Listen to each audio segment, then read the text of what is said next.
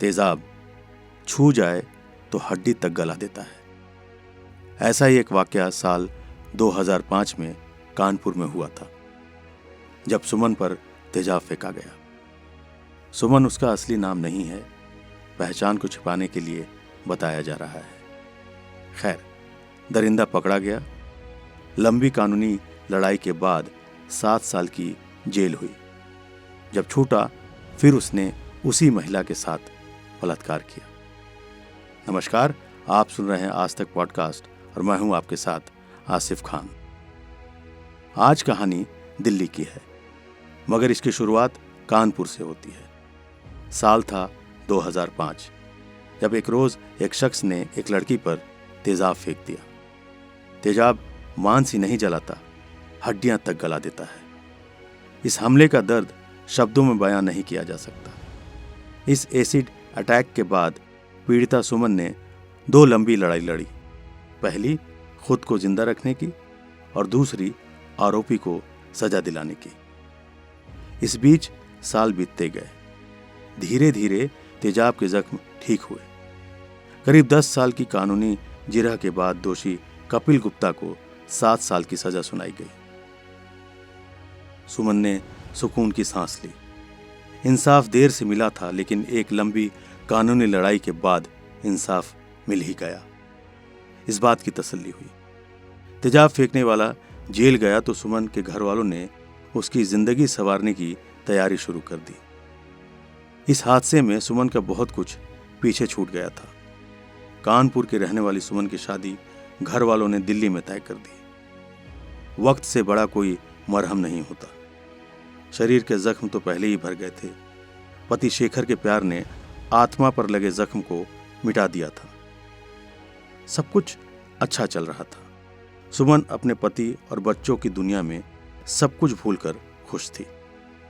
2005 के जख्म को बीते अब 17 साल हो चुके थे। इसके बाद की कहानी तेजाब के जख्म से ज्यादा तकलीफ देती है। दरिंदा कपिल अपनी सजा पूरी करने के बाद जेल से रिहा हो गया। आमतौर पर यह माना जाता है कि जेल में रहने के बाद अक्ल आ जाती है, लेकिन यहां ऐसा नहीं हुआ। जेल में सजा काटता कपिल अपने इंतकाम की आग को भड़काता रहा। रिहा हुआ तो कानपुर में सुमन की तलाश शुरू कर दी। काफी कोशिशों के बाद पता चला कि सुमन अब कानपुर में नहीं बल्कि दिल्ली में रहती है, अपने पति और बच्चों के साथ। कपिल बदले की आग में जलता हुआ दिल्ली पहुंचा। उसने सुमन का पता लगा लिया और एक रोज वो सुमन के घर आ धमका। तारीख थी 13 दिसंबर 2021। घर में कोई नहीं था और उसने सुमन के साथ दरिंदगी की सारी हदें पार कर दी। रेप के बाद कपिल ने पति और बच्चों पर तेजाब से हमला करने की धमकी दी। सुमन डर गई और किसी से कुछ नहीं कहा। कपिल ने सुमन का वीडियो बनाकर वायरल करने की भी धमकी दी। सुमन अंदर से टूट चुकी थी और वो दोबारा कपिल को माफ नहीं करना चाहती थी।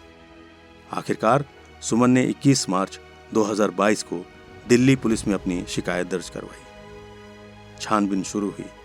दिल्ली पुलिस ने कपिल की तलाश शुरू की। कई दिनों की मशक्कत के बाद आखिरकार बेंगलुरु से पुलिस ने कपिल को धर दबोचा।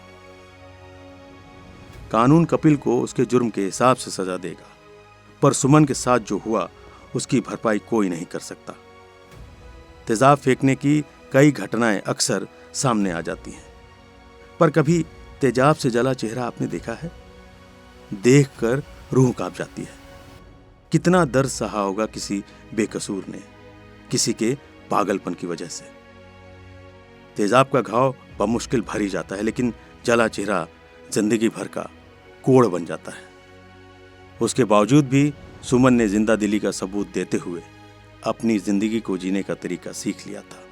लेकिन इसे सुमन की बदनसीबी कहें या कपिल का वहशीपन, बलात्कार शरीर पर नहीं बल्कि आत्मा पर लगा वो घाव है जिसके निशान जिंदगी भर नहीं मिटते। कपिल जैसे दरिंदों के लिए समाज में कोई जगह नहीं है। भगवान इस घिनौने पापी को कभी माफ नहीं करेगा। हम एक समाज में रहते हैं और हमारा फर्ज बनता है कि हम अपने समाज को सबके लिए बेहतर और महफूज बनाएं। अपनी कोशिश मत छोड़िए, कुछ अच्छा कीजिए हमारे आने वाले कल के लिए। अपना बहुत ख्याल रखिएगा।